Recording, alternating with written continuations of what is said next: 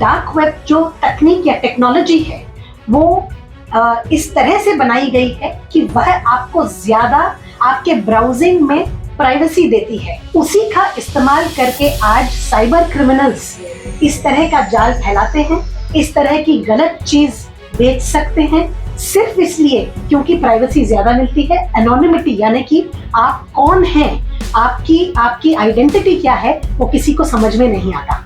मैं चाहती हूँ कि मैं आपसे बात करूं, लेकिन अब मैं बात डालती हूँ गोकुल तक पहुंचाती हूँ। जी, गोकुल और किसी से बात करता है, वो और वो एक दूसरे को जानते हैं, हमारा कोई नाता नहीं है, ठीक है। अब जब बात आप तक पहुंचेगी, अब इस चीज का पता लगाना बहुत मुश्किल होता है कि मैं कौन, और बीच में जो लोग हैं जिन्होंने वो ट्रांजैक्शन आगे बढ़ाया है, वो कैसे आप तक पहुंचा और आप कौन हो, ये दो चीजें पता लगाना बहुत मुश्किल हो जाता है। ये तकनीक है जिससे डार्क वेब चलता है। डार्क वेब को एक्सेस करने के लिए टॉर ब्राउजर या अनियन ब्राउजिंग की जरूरत पड़ती है। तो इसको कांदा इसलिए बोला जाता है, अनियन इसलिए बोला जाता है, जैसे अनियन में लेयर्स रहते हैं, जैसे शुचि ने समझाया, वैसे ही इसमें लेयर्स ऑफ कम्युनिकेशन रहते हैं और हर लेयर को उसके नीचे आने वाले लेयर के बारे में जानकारी नहीं रहती है। तो अगर मैं एक मैसेज आपको भेजना चाह रहा हूं तो मेरे और आपके बीच में 3 और लेयर आएंगे जिनको सिर्फ मालूम पड़ेगा कि डेस्टिनेशन क्या है, ओरिजिन क्या है, नहीं मालूम पड़ेगा। आप किसी भी तरह की नाजायज या इलीगल इंफॉर्मेशन आप अगर ढूंढने जाएंगे, आपको वो इंफॉर्मेशन वहां मिलती है, और न सिर्फ मिलती है, इस तरह से मिलती है कि इन्वेस्टिगेटिव एजेंसीज का आप तक पहुंचना लगभग नामुमकिन है, इतना ज्यादा। अब इसी चीज का उपयोग करके ये पेपर्स भी वहां पर पहुंचाए गए। यंग जनरेशन को बोलना कि ये मत करिए, ये फायदेमंद नहीं है, क्योंकि जैसे ही आप बोलेंगे मत करिए तो वो वही करेंगे। तो हमारा काम ये है कि हम इसके बारे में जागरूकता बढ़ाएं कि क्या इलीगल है और इसके वजह से इस इलीगल काम को करने का, इस गैर कानूनी काम को करने का फलस्वरूप क्या होगा। इसकी अगर जानकारी, इसकी अगर इंफॉर्मेशन दें तो उसमें ज्यादा फायदा होगा, भला इसके कि हम बोलें कि इस टेक्नोलॉजी को आप इस्तेमाल मत करिए।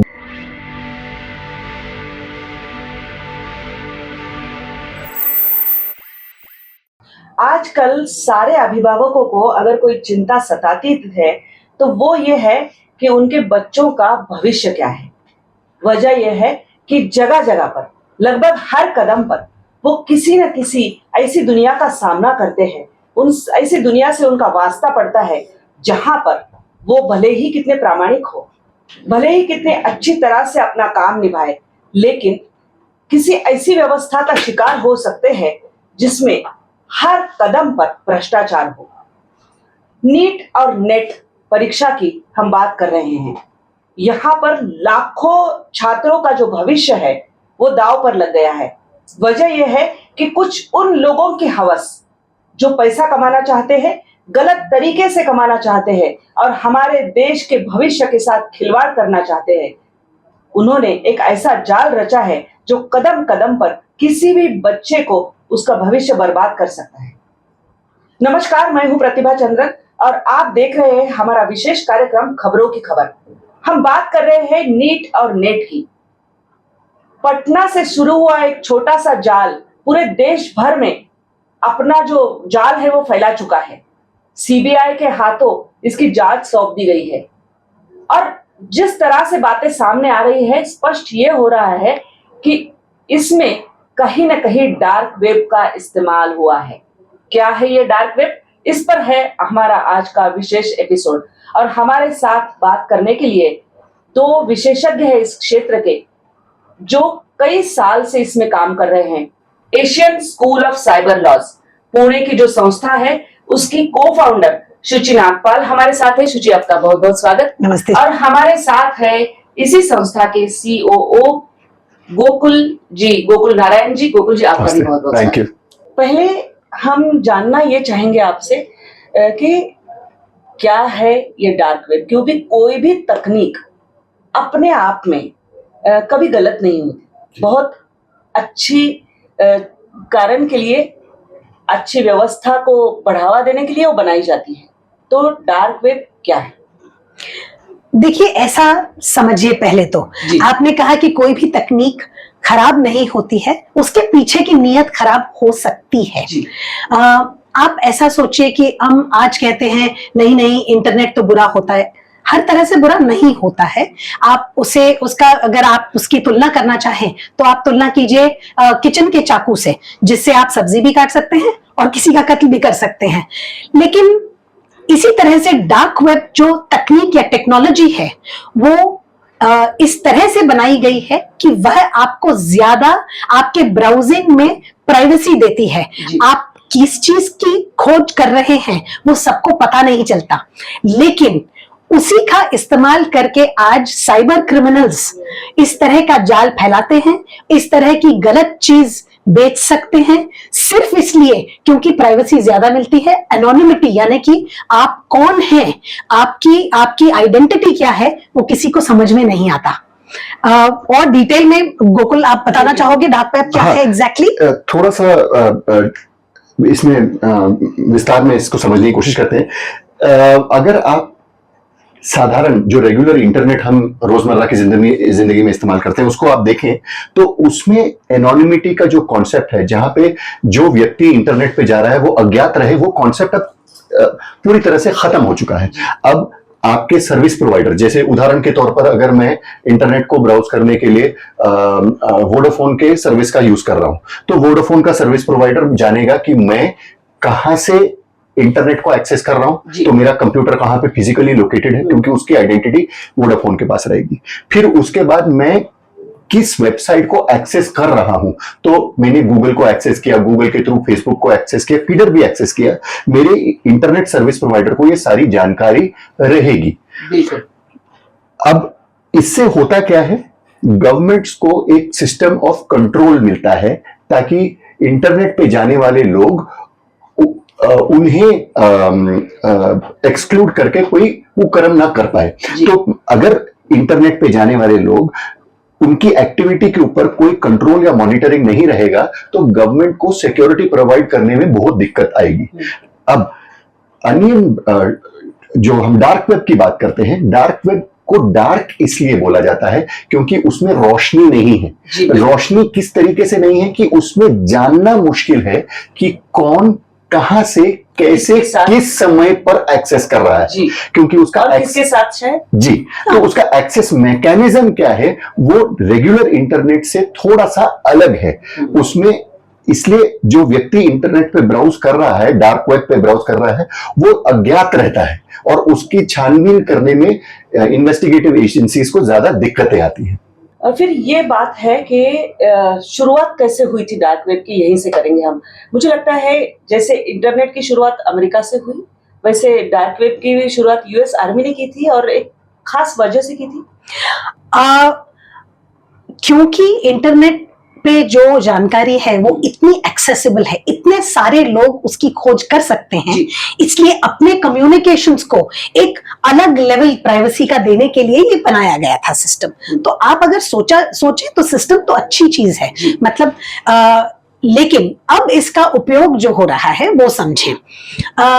अगर मैं सोचिए आपसे किसी तरह से कम्युनिकेट करना चाहती हूं, मैं चाहती हूं कि मैं आपसे बात करूं, लेकिन अब मैं बात डालती हूं, गोकुल तक पहुंचाती हूं। जी। मैं और गोकुल एक दूसरे को जानते हैं, आप और मैं एक दूसरे को जानते तक नहीं है। गोकुल और किसी से बात कहता है, वो एक दूसरे को जानते हैं, हमारा कोई नाता नहीं है, ठीक है। अब जब बात आप तक पहुंचेगी, अब इस चीज का पता लगाना बहुत मुश्किल होता है कि मैं कौन, और बीच में जो लोग हैं जिन्होंने वो ट्रांजैक्शन आगे बढ़ाया है, वो कैसे आप तक पहुंचा और आप कौन हो, ये दो चीजें पता लगाना बहुत मुश्किल हो जाता है। ये तकनीक है जिससे डार्क वेब चलता है, और डार्क वेब आपके आम ब्राउजर पे तो चलता ही नहीं है।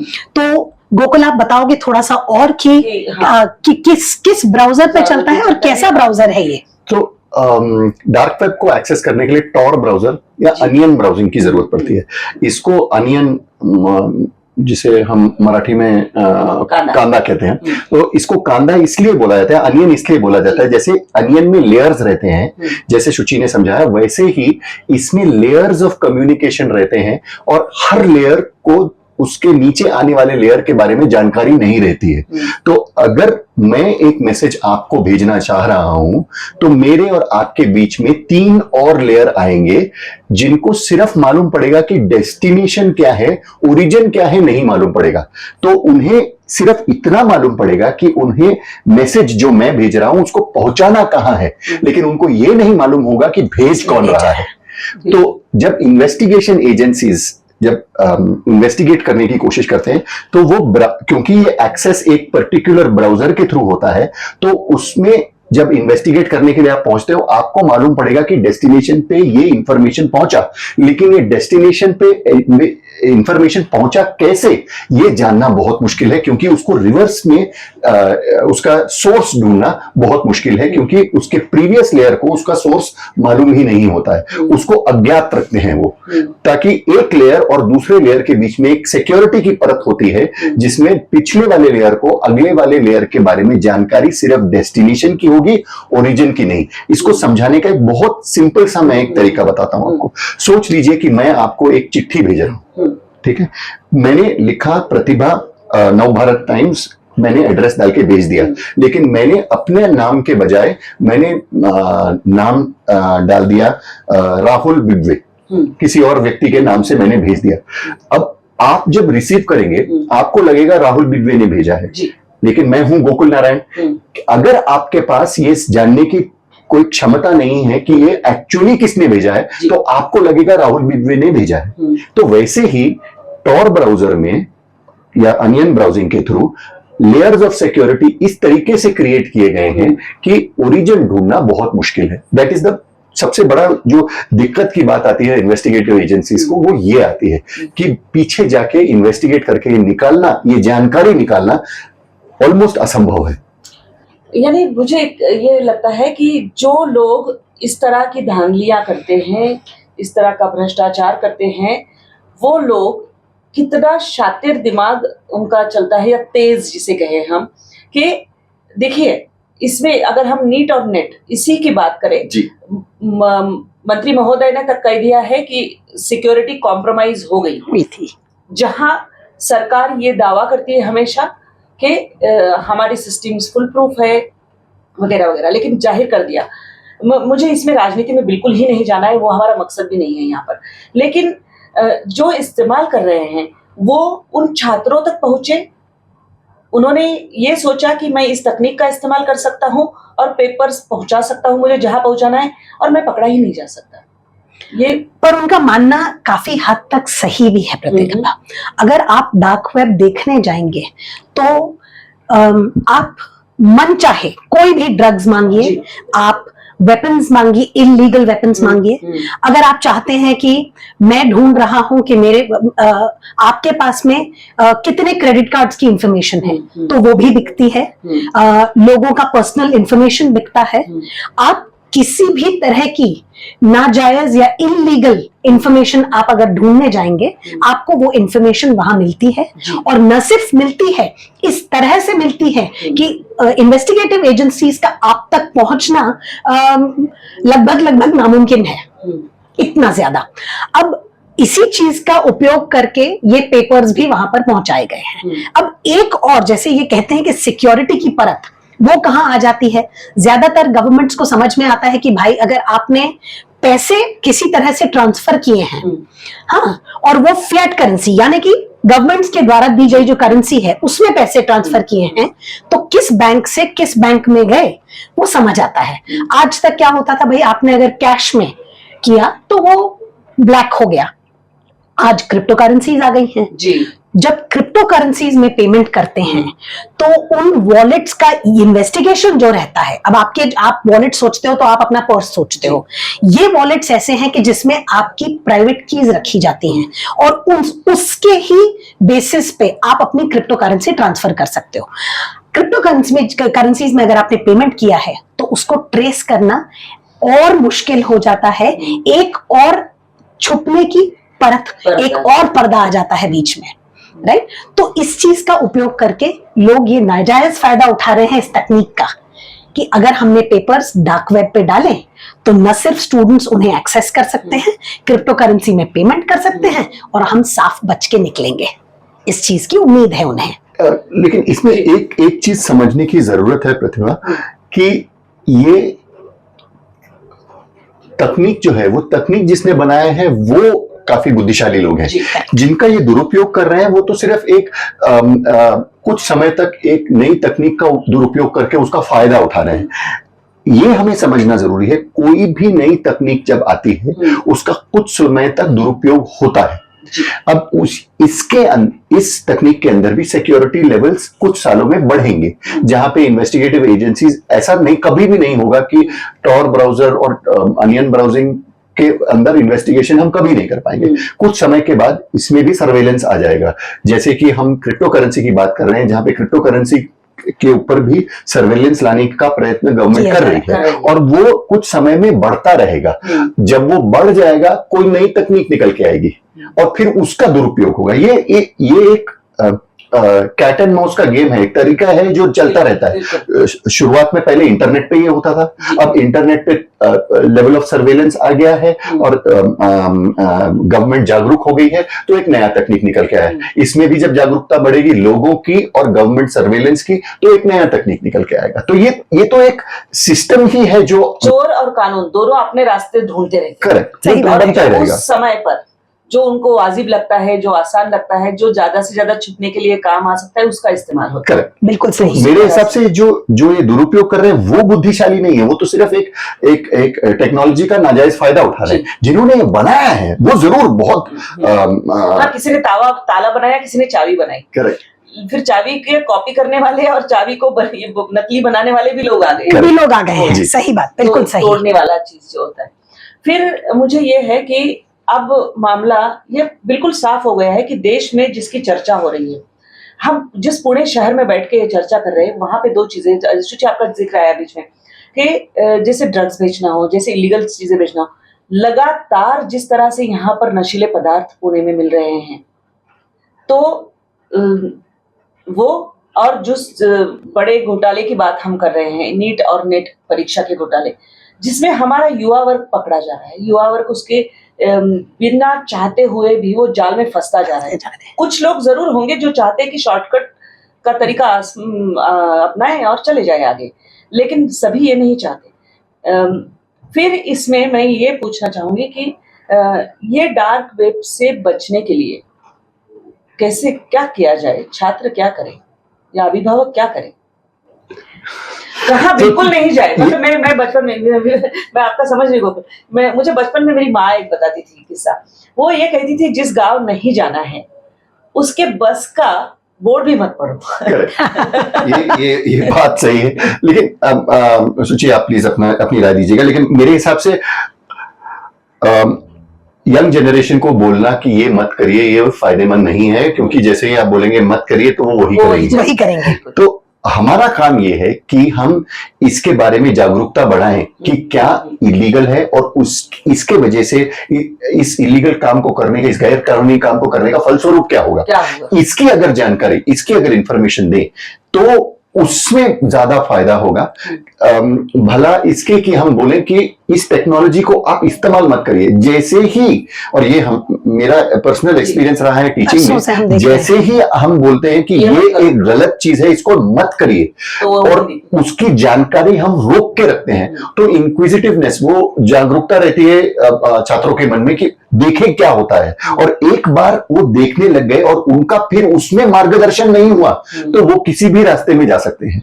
हमारा काम यह है कि इस टेक्नोलॉजी के बारे में हम लोगों को जागरूक करें और उनको बताएं कि ये, इसमें खामियां ये हैं, इसके फायदे ये हैं, और इसमें ये 10 चीजें हो सकती हैं जिसका सदुपयोग हो सकता है। तो वो मार्गदर्शन अगर रहेगा तो मेरे हिसाब से जो संभावना है कि इसका दुरुपयोग कम हो, वो हो सकता है। दुरुपयोग फिर भी होगा, लेकिन अगर हमने उनका मार्गदर्शन किया तो उसमें सदुपयोग की संभावना बढ़ जाएगी। ज्यादा बढ़ जाती है जी। और क्या होता है कि अगर आप कोई भी तकनीक ले लीजिए, चाहे इंटरनेट हो, डार्क वेब हो, क्रिप्टो करेंसीज हो, कुछ भी हो, आप कोई भी तकनीक ले लीजिए, अगर उसको आप चेन के समान देखोगे ना, हर चेन के अंत की कड़ी जो रहती है ना, वो ह्यूमन बीइंग होता है जी, व्यक्ति होता है।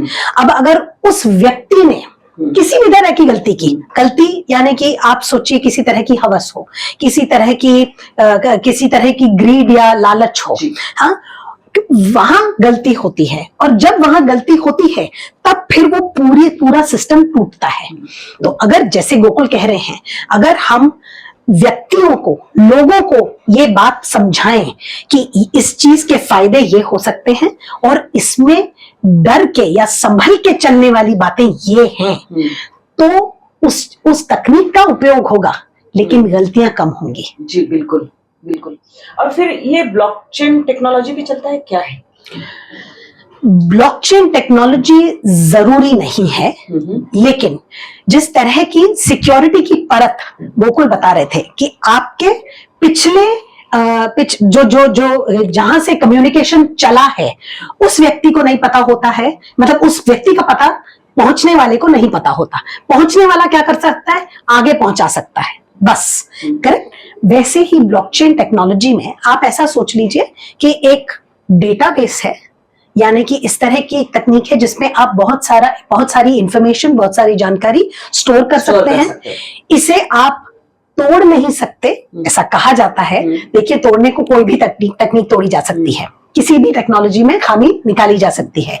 और दूसरा, जो उसमें जानकारी डाली जाती है उसे आप न डिलीट कर सकते हैं न बदल सकते हैं। करेक्ट। ये एक अलग टेक्नोलॉजी पे काम करता है जिसको हैश कहते हैं। हैश फंक्शन ऐसी चीज है कि जिसकी वजह से जो जानकारी डाली गई है वो वैसी की वैसी रखी गई है कि नहीं, वह प्रूव किया जा सकता है। तो हाँ, ब्लॉकचेन टेक्नोलॉजी का उपयोग होता है, खास करके डार्क वेब के लिए। क्रिप्टो करेंसीज के लिए तो यह अनिवार्य है, यूज किया ही जाता है। लेकिन डार्क वेब पे जो इंफॉर्मेशन है, जो जानकारी है, वो ब्लॉकचेन भी इस्तेमाल कर सकती है और न भी करे तो भी चल सकती है। क्रिप्टो करेंसीज यानी कि जो पेमेंट का सिस्टम है वो ब्लॉकचेन पे चलता है। जी। फिर मुझे ये पूछना है कि क्या कोई ऐसे मामले हुए, कोई केसेस हुए देश में जो आपके जानकारी में है कि ब्लॉकचेन टेक्नोलॉजी डार्क वेब का इस्तेमाल, जिसके चलते कुछ गलत इस्तेमाल हुआ, कोई पकड़े गए, कुछ हुआ, या फिर कानूनी ये क्या कहता है? तो प्रतिभा, मामले तो काफी सारे हुए हैं। डार्क वेब ऐसा नहीं है कि ये इसमें ये कुख्यात हुआ है इसीलिए इसकी जानकारी अभी ज्यादा बढ़कर आ रही है। ऐसा नहीं है कि डार्क वेब एक नई टेक्नोलॉजी है, काफी समय से है, इसका दुरुपयोग भी काफी समय से चल रहा है। इसका एक जो सबसे पहला केस आया था, एक सिल्क रोड करके एक सिल्क रूट नाम का एक वेबसाइट था जहां पे इलीगल चीजों का वहां पे लेन देन हो रहा था, और उसके क्रिएटर को पकड़ा गया, सबसे पहले पकड़ा गया था, और उससे हमें मालूम पड़ा था कि ऐसी एक टेक्नोलॉजी है जो एग्जिस्ट कर रही है। तो ऐसा नहीं है कि इसको पकड़ा नहीं जा सकता, इसको पकड़ने में दिक्कत ज्यादा है, और ये टेक्नोलॉजी काफी समय से है। अब हर गुनहगार जो है वो कहीं ना कहीं गलती कर देता है। वो इसका प्रॉब्लम क्या आता है, इसकी दिक्कत क्या आती है, अगर ये प्योरली अगर अपना संभल के चले तो मुश्किल है इन्वेस्टिगेटिव एजेंसीज के लिए, लेकिन उतना संभल कर चलना भी हर व्यक्ति के लिए बहुत मुश्किल है, क्योंकि वो कहीं ना कहीं फिसल जाता है। अब जैसे ही वो फिसलता है, इन्वेस्टिगेटिव एजेंसीज उसको धर पकड़ लेती है और उसका इन्वेस्टिगेशन शुरू करती है। जब इन्वेस्टिगेशन शुरू होता है, वो धीरे से वो सारा मामला सामने आता है। तो ये ऐसे काफी सारे इंस्टेंसेस हुए हैं जहां पे डार्क वेब पे क्राइम कमिट किया गया है, लेकिन उनको दूसरे क्राइम्स के विषय में पकड़ा गया है और उसको तो वो इन्वेस्टिगेशन के दौरान मालूम पड़ा कि अच्छा, ये तो डार्क वेब पे भी ये सब काम कर रहे हैं। जी, मैंने कोई एक केस पढ़ा था, मुझे नाम याद नहीं आ रहा है, कि 16 साल की सजा किसी को हो गई थी, तो वो मैंने देखा था। पता नहीं वो भारत का नहीं है। हाँ जी, जो अन्य देशों का online case, I think so. हाँ जी, उसमें ऐसा था कि एक पति चाहते थे कि अपनी पत्नी से छुटकारा मिल जाए, जी। उनका कहीं और ध्यान था या पता नहीं क्या। तो उन्होंने क्या किया, पहले तो कोशिश की कि मैं किसी तरह से किसी को पैसे देके इनका खात्मा करवा दूं। अब हुआ ये कि देखिए, अगर आप गुनाह देखने जाएं तो गुनाह तो मर्डर का है जी। हाँ, उसमें ऑनलाइन का कोई लेना देना नहीं है, बिटकॉइन करेंसीज वगैरह किसी को, क्रिप्टो करेंसीज किसी का कोई लेना देना नहीं है। पर चलो ठीक है, इन्होंने क्या किया, शुरुआत पहले की कि डार्क वेब पे एक अकाउंट खोला और किसी एक नाम से उस अकाउंट को एक्सेस करना शुरू किया। अब फाइनली तो बात तो तभी निकली जब पत्नी की मौत हो गई थी। जी। तो जब इन्वेस्टिगेशन शुरू हुआ तब पुलिस ने दोनों तरह से इन्वेस्टिगेशन शुरू किया। अब उन्हें समझ में आया कि इस व्यक्ति का और वो डार्क वेब पे जो अकाउंट था उनके कदम प्रैक्टिकली साथ साथ चल रहे थे। तो इन्होंने जब पहली बार सोचा, ये गूगल पे सर्च किया हाउ टू बाय बिटकॉइन, अब बाद में दिखा कि वो अकाउंट जो था, जो कि डार्क वेब पे था, उसके कुछ घंटों के अंदर अंदर उस अकाउंट ने बिटकॉइन खरीदा। इन्होंने जब देखा तो इनके सर्च और उनके एक्शंस बिल्कुल बराबर बराबर चल रहे थे। इन्होंने जब देखा कि how to use the dark web, उस अकाउंट ने पहली बार किसी को कांटेक्ट करने की कोशिश की कि आप कितनी का क्रिप्टो करेंसी लोगे या कितना बिटकॉइन लोगे किसी का खात्मा करने के लिए। तो ये धीमे धीमे धीमे इस तरह से समझ में आया कि यही व्यक्ति, अच्छा फाइनली हुआ ये था कि इस व्यक्ति से वो ट्रांजैक्शन पूरा नहीं हुआ जिस भी कारण से, तो इन्होंने फाइनली खुद अपनी बीवी का खून किया। ये बात निकली, ये बात साबित हुई और उन्हें फाइनली जेल हुई। इस तरह के केसेस बहुत होते रहे, यहाँ तक कि हमने जब पहली बार डार्क वेब के बारे में सुना था और पता करने की कोशिश की तो थोड़ा सा ये भी पता चला कि ड्रग्स बेचना कितना आसान हो सकता है। आप एक कॉफी शॉप में गए, कॉफी शॉप में आपके पास में कोई यंगस्टर बैठे हैं, उन्होंने उनको आपने क्रिप्टो करेंसी ट्रांसफर कर दी, हो गया, उन्होंने आपको एक नंबर दे दिया और आप घर चले गए। कुछ दिनों के बाद में बाकायदा ये जो डिलीवरी सर्विसेज होती हैं, अमेज़न सोच लीजिए, वहां से आपको एक किताब आती है। आप सोच लीजिए हैरी पॉटर की कोई किताब है, आपको सिर्फ उस पन्ने तक जाना है जिसका नंबर आपको पहले ही दे दिया गया है। उस पन्ने को फाड़ना है, छोटे छोटे टुकड़े करने हैं और आप उन टुकड़ों को अपनी जबान पे रखिए और ड्रग असर करना शुरू करता है। उन पन्नों के ऊपर वो ड्रग, जो कि जिसमें कोई रंग नहीं है, जिसका कोई स्वाद नहीं है, उसको पता करना बिल्कुल नामुमकिन है, ऐसा ड्रग आपके घर तक पहुंचाया जाता है। तो ये इन्वेस्टिगेशन में प्रतिभा, ये कहाँ इन्वेस्टिगेशन एजेंसीज इन सब सिचुएशंस में इन्वेस्टिगेट करके ये सब पकड़ पाते हैं, वो ये है कि आपके पास जो पैसे हैं उसको आपको किसी तरीके से क्रिप्टो करेंसी में कन्वर्ट करना है। जी। अब वो कैसे कन्वर्ट करेंगे आप या तो उसको पहले फिएट डिजिटल करेंसी में कन्वर्ट करेंगे, जैसे फॉर एग्जांपल आपने कैश भी लिया, अब कैश को आप क्रिप्टो में कन्वर्ट कैसे करोगे आप? उदाहरण के तौर पर आपने अपने बैंक में जमा कराया, उदाहरण के तौर पर आपने बैंक में जमा कराने के बाद आपने एक इंटरनेशनल क्रिप्टो एजेंसी को आपने संपर्क किया उनके साथ और उन्होंने आपने इंडियन करेंसी उनको भेजा। अब जब तक वो इंडियन करेंसी है और कहां जा रहा है वो तो ट्रेस हो सकता है। जी बिल्कुल। और वो किस सोर्स तक पहुंच रहा है ये भी आपको मालूम पड़ेगा, क्योंकि सोच लीजिए मैंने एक्सिस बैंक में मेरा अकाउंट है, एक्सिस बैंक में मैंने 1 लाख रुपए कैश जमा किए, वो कैश में जमा कर रहा हूं, सबसे पहली बात ये मालूम पड़ेगा। उसके बाद मैंने अब मेरे अकाउंट के अंदर वो जमा हुए ये भी मालूम पड़ेगा।